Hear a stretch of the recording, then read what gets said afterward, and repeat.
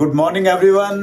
Bags तैयार हैं और वी आर वेरी एक्साइटेड क्योंकि हम 11 दिन के बाद में वापस अपने वतन पहुंच रहे हैं, हिंदुस्तान पहुंच रहे हैं, दिल्ली पहुंच रहे हैं और उसके बाद गुड़गांव जाने वाले हैं। सो अभी निकले हैं, नीचे ब्रेकफास्ट करेंगे और उसके बाद में यहाँ से कैब से एयरपोर्ट के लिए फ्लाई कर जाएंगे। हाँ जी, एयरपोर्ट के लिए निकल चुके हैं।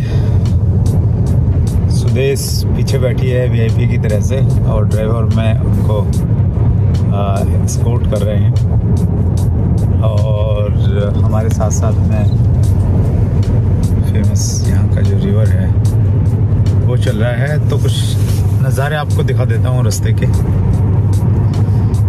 हाँ जी, हमारा टर्मिनल 2A से हमें जाना है।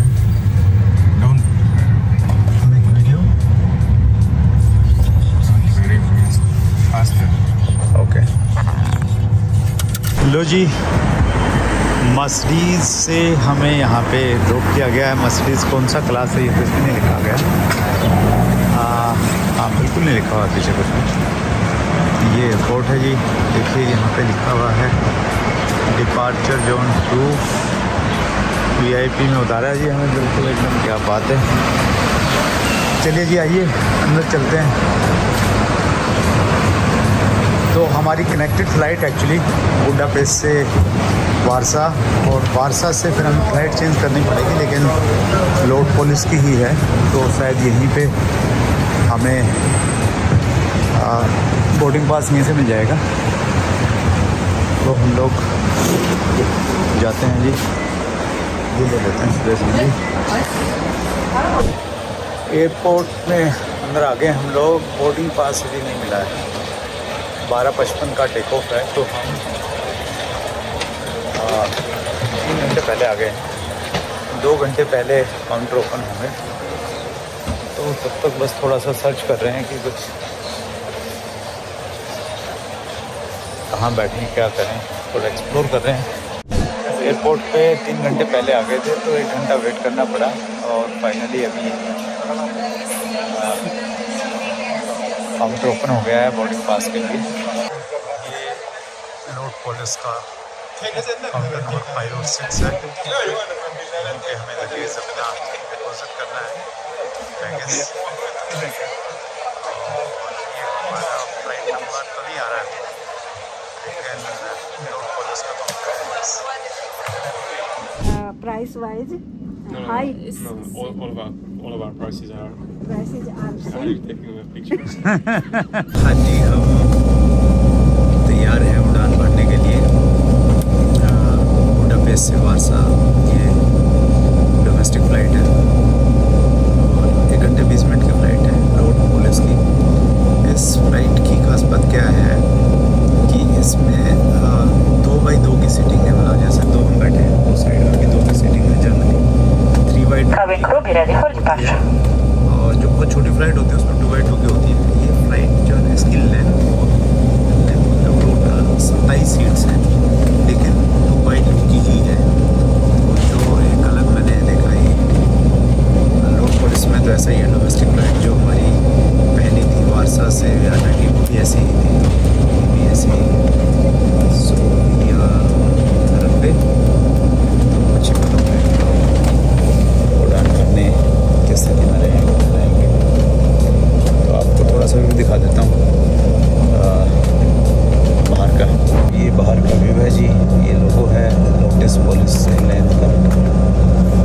और आज तो हमारी ज़्यादा जो बुकिंग है ये पूरी पहले रोड की हुई बहुत सारी और अब तो मुझे बहुत अच्छा लगता है।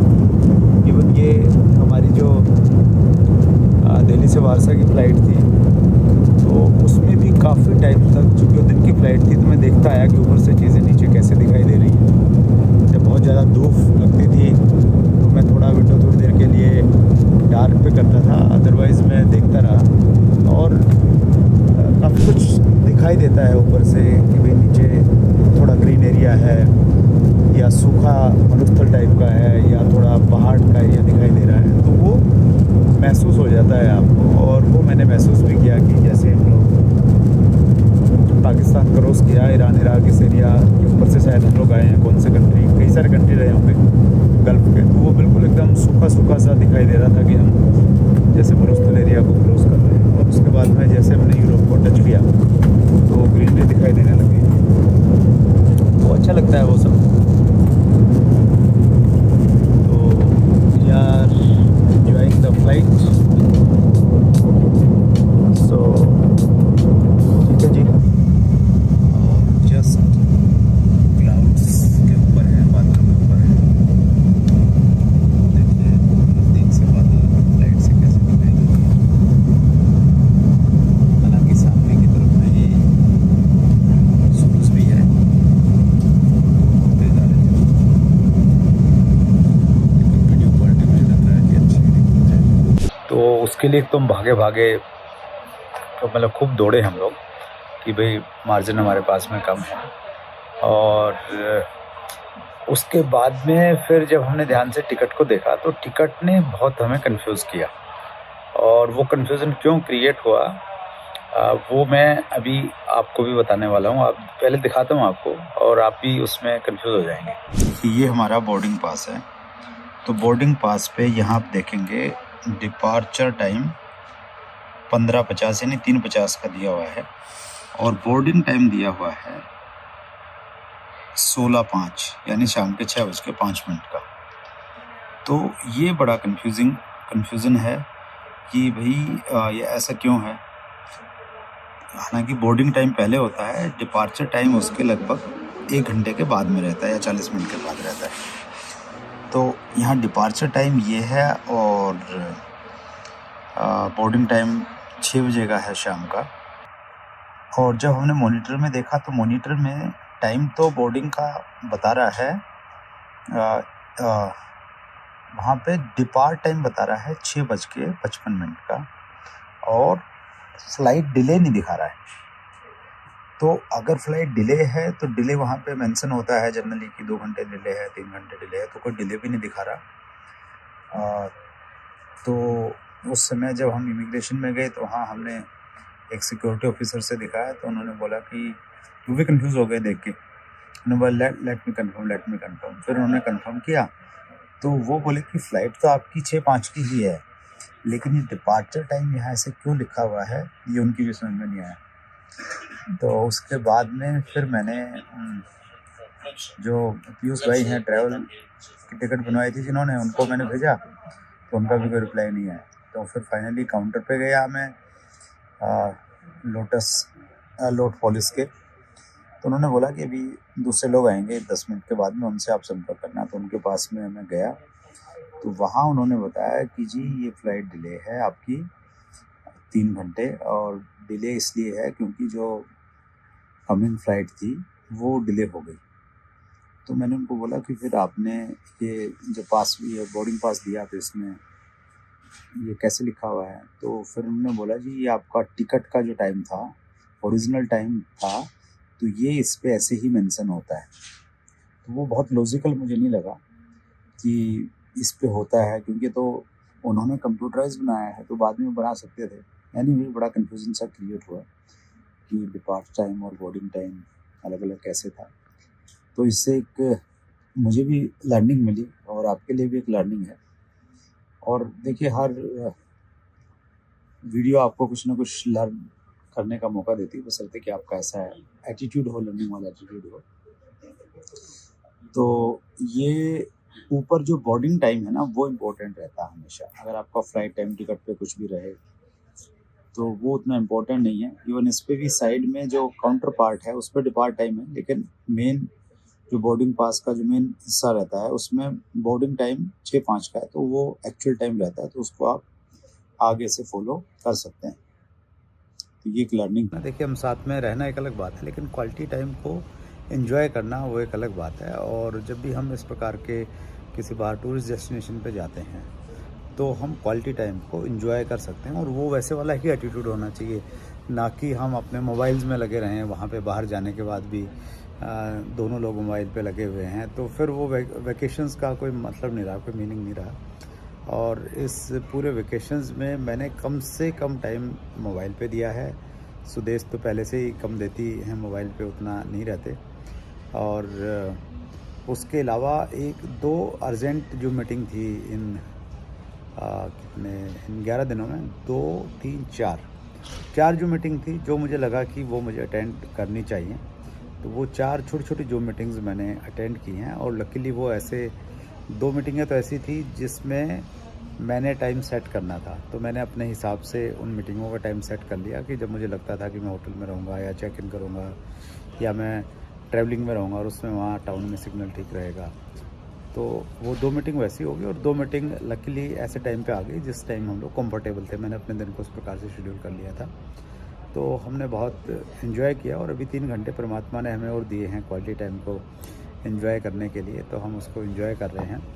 और मैं एक और मैसेज देना चाहता हूँ। वैसे तो ये सभी के लिए लागू होगा, किसी भी काम धंधे में है, किसी भी बिज़नेस में है, लेकिन डायरेक्ट सेलिंग वालों की कम्युनिटी के लिए ये बहुत इम्पोर्टेंट है। और स्पेशली चूँकि मैं आरसीएम से जुड़ा हुआ हूँ, तो आरसीएम के डायरेक्ट सेलर्स के लिए भी और ज़्यादा डायरेक्टली उनको रिलेट करेगा। जब मैंने बिज़नेस की शुरुआत की, तो शुरुआती 5 साल बहुत ज़्यादा हार्ड वर्क था, बहुत मेहनत थी।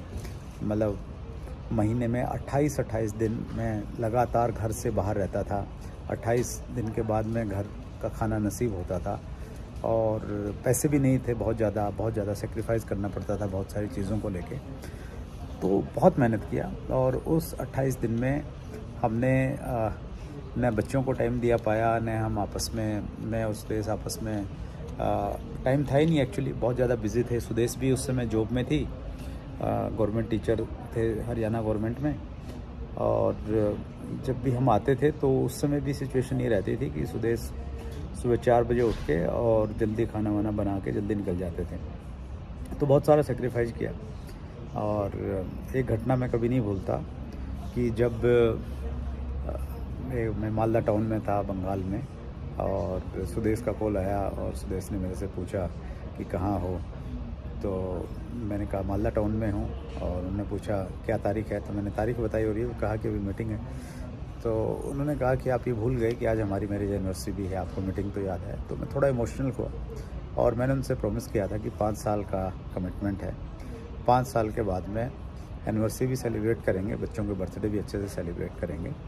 और 5 साल के अंदर ही परमात्मा की कृपा से और अपलाइनों के मार्गदर्शन की वजह से मैं फाइनेंशियली फ्री हो गया था। मैंने फोर्ड एंडीवर करके गाड़ी होती थी, वो 2005 में मैंने परचेज़ कर ली थी, और फाइनेंशियली इश्यूज़ नहीं थे 2005 से। और मैं एक फाइनेंशियली फ्री लाइफ कह सकता हूँ कि पिछले 16 सालों से जी रहा हूँ।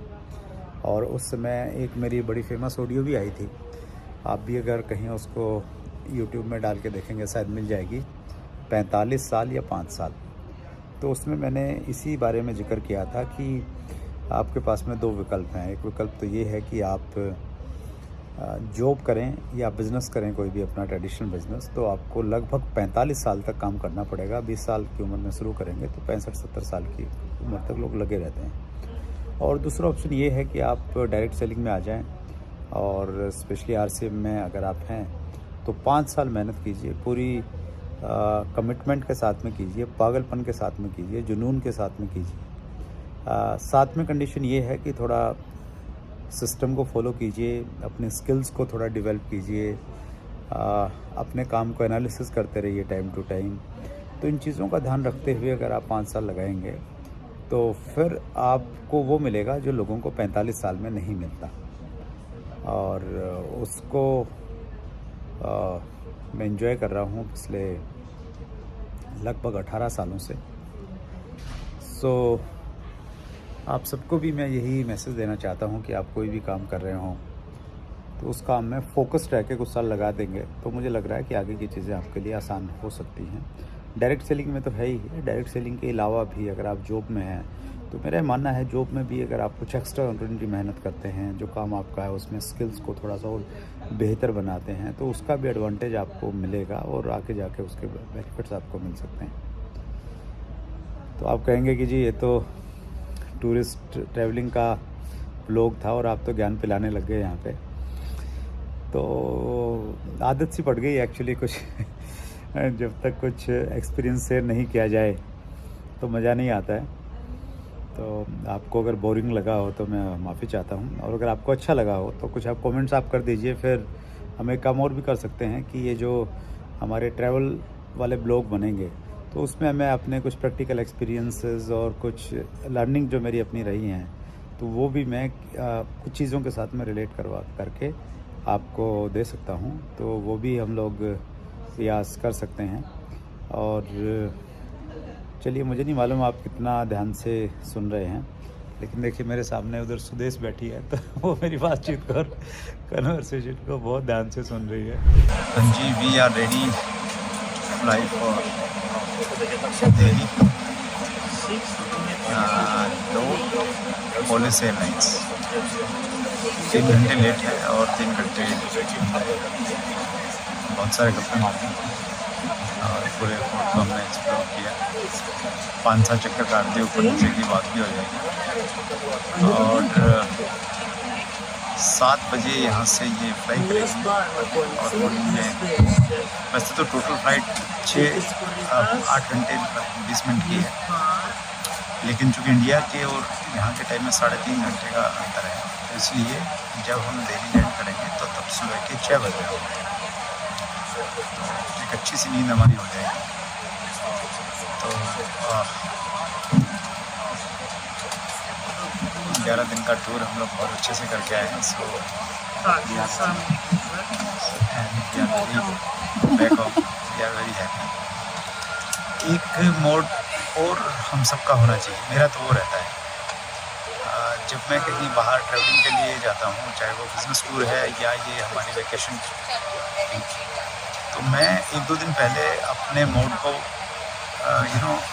ट्रैवलिंग मोड पे लेके आ जाता हूँ। जिसमें तो ट्रैवलिंग मोड पे लेके आ जाता हूँ मैं, और एक्साइटेड रहता हूँ कि वहाँ जाके क्या क्या होने वाला है, क्या क्या हम लोग करने वाले हैं, ताकि वो एक एक्साइटमेंट बनी रहे वहाँ की। और जब हम वापस आते हैं, यानी मैं बिज़नेस टूर से या वेकेशन टूर से आऊँ, तो मैं अपने मोड को चेंज कर लेता हूँ। एयरपोर्ट पे मैं सुदेश को बोल रहा था कि मेरा अभी वेकेशन मोड चेंज हो गया, अभी वर्किंग मोड आ गया है। और यहाँ एयरपोर्ट पे मैंने अभी पिछले घंटे में कई सारी कॉल कर ली कि आगे किन को इंटरव्यूज़ में बुलाना है, आगे का क्या टाइम सेटअप करना है, तो वो मोड चेंज करना चाहिए। तो वो मोड ऑलरेडी चेंज हो गया है अभी 1 घंटा पहले। तो एक्साइटमेंट इस चीज़ की है कि जो पेंडिंग काम है वो करना है, और बहुत सारा काम करना, वो एक अलग तरह की एनर्जी काम के लिए यहाँ से हम लोग वापस जा रहे हैं। तो इस 8 घंटे की फ़्लाइट में हमें ये लोग डिनर भी देने वाले हैं अच्छे से, और चाय वाय देंगे बीच में एक आध बार। सो अब सुबह दिल्ली में मुलाकात होगी। हमारा एक चीज़ और मैं इन्फॉर्मेशन देता हूँ कि हमारा जो वीज़ा लगा था, शेंजन वीज़ा, ये 11 दिन के लिए लगा था, और इसमें सिंगल एंट्री थी, यानी एक बार ही आप इसमें आ सकते हैं, और 11 दिन मैक्सिमम रह सकते हैं। तो आज टेक्निकली हमारा 11वां दिन ही है, और अभी शाम के 7 बजे हैं, और ये रात के 12 बजे तक सिर्फ 5 घंटे और हैं हमारे पास में यहाँ पे रहने के लिए। यानी हमने इसका पूरा, जो कहते हैं ना कि पैसा वसूल, तो वीज़ा में जितने पैसे मैंने लगाए थे हमने पूरा पैसा वसूल कर लिया है।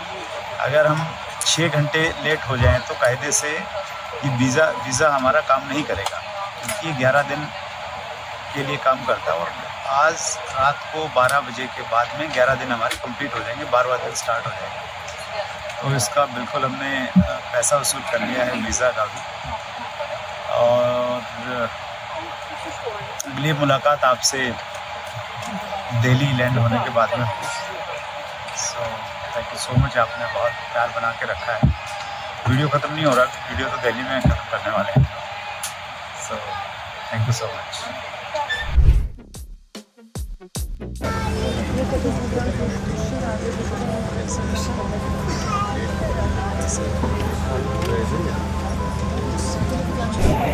इमिग्रेशन हो गया है, लाइन भी खाली मिली, और हमने पहले से प्लान किया था कि वहाँ भाग के जाएंगे। हार्डली 2 मिनट लगे होंगे, और जैसे ही आप इंटरनेशनल एयरपोर्ट, सामने भर भर के बोतलें रखी हुई हैं। देखिए इधर पूरा एकदम लाइन में, जैसे आप किसी बड़े से वाइन के लगता है। यहाँ से वहाँ तक पूरा भरपूर मात्रा में लगा हुआ है। सुरेश बोल रहे हैं कि एक दिखा रहे हो। ये डिपार्टमेंट आ गया, देखेंगे।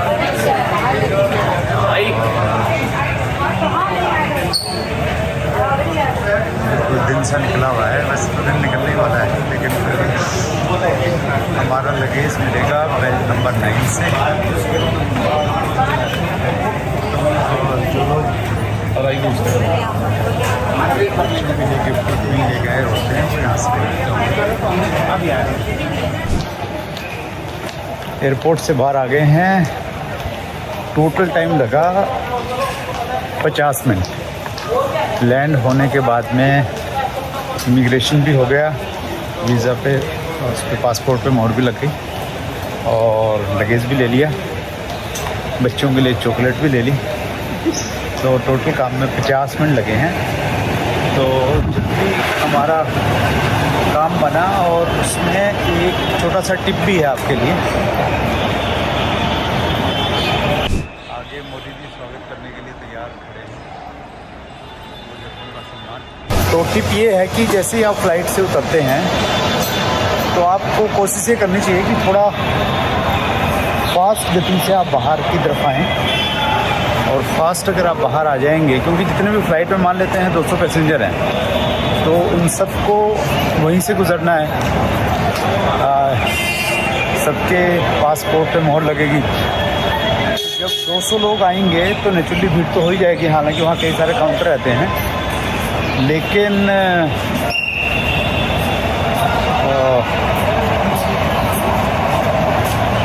आप थोड़ा सा अगर फास्ट आ जाएंगे तो फिर आपका नंबर लाइन में जल्दी आ जाएगा। तो वो थोड़ा सा एक एक्सपीरियंस की वजह से उसमें हमने टाइम सेव कर लिया। और अभी बिल्कुल 6:15 बजे हैं सुबह, सूर्य निकल रहा है और we are feeling very energetic. मैंने तो पूरे रास्ते में कितना मुश्किल से 1 घंटा में सोया होगा। 1 घंटा में आँख बंद की होंगी, सोया तो उसमें कितनी देर रहा होगा आई डोंट नो। इसमें मैंने क्या किया, मेरा जो फेवरेट वीडियोस रहती हैं वो रहती है डॉक्यूमेंट्री, यानी जो रियल चीज़ें हैं ना उनमें मेरा ज़्यादा विश्वास रहता है। मूवी हैं, सीरियल हैं, जो कहीं ना कहीं ये लगता है कि ये काल्पनिक हैं, किसी ने बनाई हैं, अपने अनुसार स्टोरी को एक रूप दे दिया है, तो वो उनमें मेरा बहुत ज़्यादा इंटरेस्ट नहीं रहता। मूवी भी अक्सर मैं वही देखता हूँ जो कहीं ना कहीं रियल उस पर बनी हुई होती है। तो डॉक्यूमेंट्री थी, कोई 15 मिनट की थी, कोई 40 मिनट की थी, तो उस प्रकार से 24 डॉक्यूमेंट्री थी टोटल। और 24 में से आई थिंक मैंने 15 से 20 के करीब तो मैंने देख ली होंगी जिसमें मेरे इंटरेस्ट की थी। तो वो मैं करता रहा, पूरा का पूरा मैप देखता रहा एक स्क्रीन पे कि दादी ये फ़्लाइट कहाँ से कैसे जा रही है। तो आई एंजॉयड, बिल्कुल बोरिंग नहीं हुई, मुझे भी अच्छा मिला। हाँ जी, अब तो आप नीचे कमेंट्स में लिख ही दो वेलकम इन इंडिया। 11 दिन के बाद जो आए हैं यूरोप से, तो अगर आपने वीडियोस देखे हैं और आपको अच्छा लगा है तो वेलकम टू इंडिया तो लिखना बनता है आपका जनाब। तो जनाब के लिए भी है और ये बेंजो के लिए भी है, तो आप ज़रूर लिखिएगा, दोस्तों के लिए है। सो 11 दिन की यात्रा कैसी रही? बहुत बढ़िया, बहुत बढ़िया। You enjoyed? शुरू के मतलब 2-3 दिन तो लगा था कि यहाँ ना तो वेजिटेरियन मिल रहा और ना प्रॉपर खाना अपना मिल रहा, लेकिन तीसरे दिन में मिला ना। तीसरे दिन हमने एक रेस्टोरेंट में उसमें अच्छे से डिनर किया, फिर तो हमने खोज लिया। हाँ, यस। तो मतलब ये है कि बाहर जाके भी वेजिटेरियन खाना आपको मिल सकता है। हाँ, ढूंढना पड़ेगा थोड़ा सा, तो हमने भी ढूंढा। हाँ। और 2 दिन के बाद है ना हम थोड़े से एक्सपर्ट से भी हो गए, थोड़े से कहाँ जाना है क्या करना है। पहले तो कुछ समझ नहीं आता। टूर के एक्सपर्ट हो गए। हाँ, पहले तो जो टूर थे वो जर्नली है ना, वो ट्रेवल्स के साथ में आते थे, तो तो कहाँ जाना है, कहाँ खाना है, तो वो कुछ दिमाग लगाना ही नहीं था उसमें। तो ये ऐसा टूर था जहाँ पे सारी चीज़ें अपने आप ही करनी थी, पर मजा आया। हाँ हाँ मज़ा आया। तो उसका अपना एक मज़ा है एक्चुअली, देखने का, ढूंढने का, करने का। आपके पास में टाइम की लिबर्टी रहती है, कितने टाइम तक आपने रेस्ट करना है, कब जाना है, तो वो एक अपना आनंद भी है इसमें। और हम बिल्कुल रिलैक्स रहे एक्चुअली। इस टूर में हमने क्या किया, हम बिल्कुल एकदम रिलैक्स वाली स्थिति में थे। हमने कोई भाग दौड़ नहीं थी कि भाई ये भी देख लो, ये भी देख लो, कहीं छूट नहीं जाए, तो हम कुछ नहीं थे। हम ये था कि बिल्कुल ईजी हैं, जो देखा जाएगा, जो मेन जैसे किसी सिटी में हम लोग गए तो हमें लगा कि यार ये 5 यहाँ के मेन अट्रैक्शंस हैं, तो उन 5 की प्रायोरिटी बना लेते थे कि सबसे इम्पोर्टेंट ये, फिर ये, फिर ये। तो 5 में से अगर 2 भी हो गए तो 2 में ही हमने एंजॉय किया। हमने ये नहीं किया कि भाई 5 देखने ही देखने हैं। जैसे वियना में सेंट स्टीफन चर्च था शायद, वो काफ़ी फेमस था, और तो वहाँ पे ऐसा लगा हमें घूमते घूमते कि यार थक गए, तो फिर हम सीधे होटल आ गए, वो नहीं गए। तो वो एक फिल्म है, कौन सी फिल्म आई डोंट नो, जिसमें दीपिका पादुकोण है और शायद रणवीर कपूर है। तो उसमें वो कहीं बाहर घूम रहे हैं, तो उसमें कुछ एक ऐसा डायलॉग आता है कि सारी चीज, हाँ कुछ तो छूटेगा ही, यस सुदेश को याद है, कुछ तो छूटेगा ही, तो बैठो और रिलैक्स करो। तो वो जो लाइन है ना, काफ़ी इंस्पायरिंग है। देखिए कोई भी एक लाइन, कोई भी एक घटना अगर आप चाहें तो वो आप जिंदगी भर उसका इस्तेमाल कर सकते हैं। तो वो मेरे को हमेशा ध्यान में रहती है जब भी हम लोग कहीं बाहर जाएं घूमने के लिए, तो उसका हमने भरपूर इस्तेमाल किया। So we enjoyed a lot. और ये शुरुआत है, पहला व्लॉग है, तो ये हमेशा याद रहेगा। उम्मीद करता हूँ कि आगे भी आपको देखने को मिलेंगे, लेकिन ये वाला स्पेशल है और लंबा भी रहा, 11 दिन का। आगे शायद दिन लंबे नहीं हो पाए, और सुदेश साथ में थी, आगे पता नहीं कितने में साथ में रहेंगे। तो सुदेश को तैयार करना पड़ता है। तैयार करने का मतलब ये हुआ कि घर पे बाबूजी हैं, तो उनके खाने को लेके थोड़ा सा रिस्ट्रिक्शंस रहती हैं टाइम पे। तो हालांकि मैनेज हो जाती हैं चीज़ें, लेकिन फिर भी थोड़ा सा वो एक फील रहता है। और बच्चे तो ऑलमोस्ट अभी इंडिपेंडेंट हैं, उनको ज़्यादा परवाह नहीं है हमारी। तो वो परवाह तो मतलब वो मैनेज कर लेते हैं फिर। तो और फिर ये रहता है कि हम दोनों रहते हैं तो थोड़ा सा मुश्किल हो जाता है। एक अगर है तो थोड़ा सा चीज़ें सही रहती हैं, फिर कोई चिंता ही नहीं रहती, क्योंकि मैं तो 28 दिन भी घर से बाहर रहा हूँ। सुदेश पूरा घर पे मैनेज कर लेती थी सारी चीज़ों को, लेकिन देखते हैं आगे किस प्रकार की परिस्थितियाँ रहती हैं। सो पूरी दुनिया घुमाएंगे आपको, चिंता मत कीजिएगा। और आपका साथ रहा तो, हाँ यस, आपका साथ रहा तो। और सब्सक्राइब अगर नहीं किया है तो भी कीजिए, ताकि आपको इन्फॉर्मेशन मिल जाए कि अगले कौन से देश में हम लोग ट्रैवल करने वाले हैं, और विदेश में भी और देश में भी। तो मेरे दिमाग में एक आइडिया और आ रहा था कि देश में भी जो अच्छी चीज़ें हैं तो वो भी थोड़ा सा आपको इसी चैनल के माध्यम से आपको थोड़ा सा एक्सप्लोर करवाई जाए। तो वो बीच में वो भी आते रहेंगे, देश और विदेश। हाँ, देश और विदेश दोनों जगह आपको घुमाएंगे। बस थोड़ा सा तो अभी जाना ही है बाहरी तो। हाँ, मैं तो कल ही जाना, मैंने अभी आज लैंड किया है। कल देहरादून में एक सेमिनार है, अर्ली मॉर्निंग की फ्लाइट है, मतलब अभी हम 6:20 पे लैंड किए हैं, और कल सुबह की 6 बजे की ही फ्लाइट है। तो मतलब बाहर तो सब मैन मेड है, हमारे यहाँ तो सब नेचर ने ही हमें गिफ्ट किया है। Yes very true. तो 23 घंटे के बाद में दोबारा फिर एयरपोर्ट पे आना है, भी ज्यादा आनंद ले सकते हैं। यस। तो सुदेश का भी ये कहना है कि हमारे यहाँ पे ज़्यादा नेचुरल ब्यूटी है। अगर हम दुबई वगैरह में जाते हैं तो वहाँ सारा मैन मेड है, और यहाँ तो स्विट्जरलैंड में भी परमात्मा की प्रकृति है, ऐसे ला कर रखी हुई है कहीं से। हाँ, बहुत सारी बहुत सारी जगहों पे बिल्कुल वैसा ही है। तो वो भी प्रयास करते हैं। चलिए, नई शुरुआत है, बहुत ज़्यादा।